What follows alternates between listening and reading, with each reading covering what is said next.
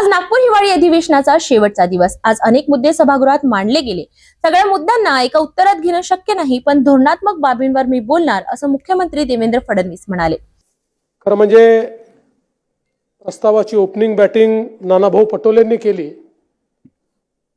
आणि नेहमीप्रमाणे शेवटचे आले तरी ओपनिंग बॅट्समन सारखंच आमच्या जयंतरावनी देखील त्या ठिकाणी बॅटिंग केली।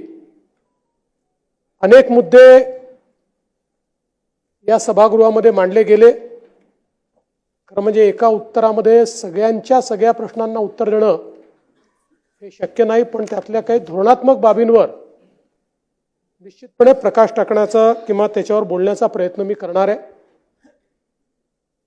खरं तर आपल्या प्रत्येक निवडणुकीनंतर नागपूरला होणारं जे अधिवेशन असतं हे एक प्रकारचं अंतरिम अशा प्रकारचं अधिवेशन असतं।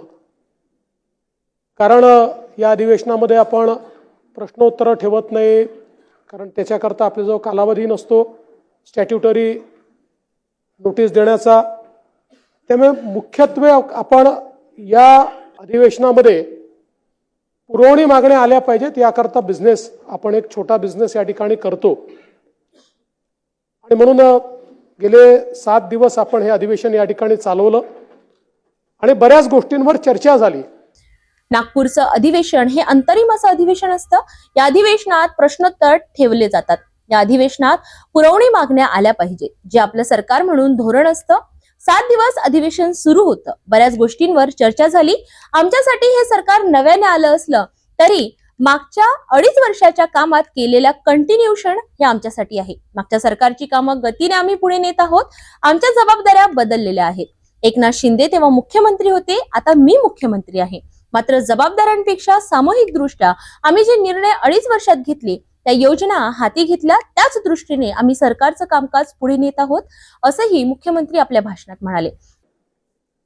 खरं म्हणजे आमच्याकरता जरी हे सरकार या ठिकाणी नव्याने आलं असलं तरी देखील गेल्या 2.5 वर्षामध्ये सरकारने केलेल्या कामाचं कंटिन्युएशन, त्याच सरकारने ज्या कामांची मुहूर्तमेढ ठेवली आहे, जी कामं हातामध्ये घेतली आहेत, ती आता गतीने पूर्णत्वास न्यायची, या दृष्टीनं मी असं समजतो की त्याचे कंटिन्युएशन म्हणून या सरकारकडे मी पाहतो।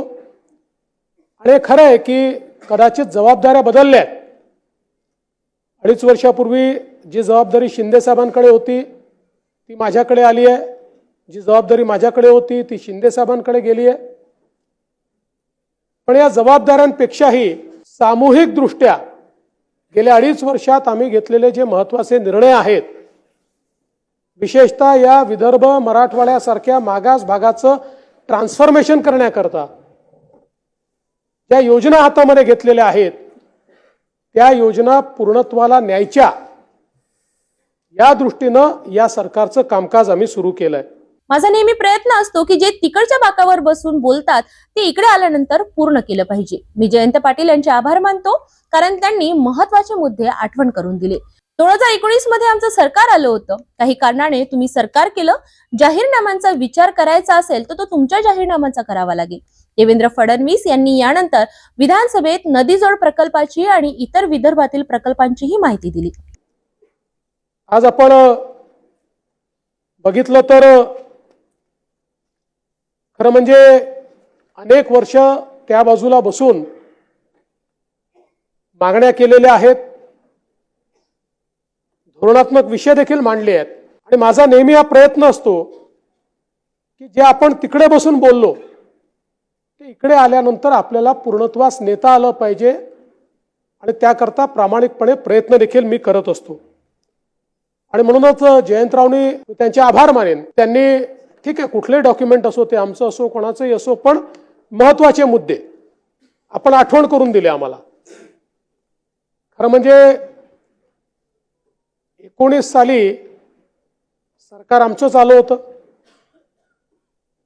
पण ठीक आहे, काही कारणाने तुम्ही सरकार तयार केलं। त्यामुळे जयंतराव 19ला जाहीरनाम्याचा विचार केला तर तुमच्या जाहीरनाम्याचा करावा लागेल। पहिली 2.5 वर्ष तुमचं सरकार होतं, आमचं नव्हतं।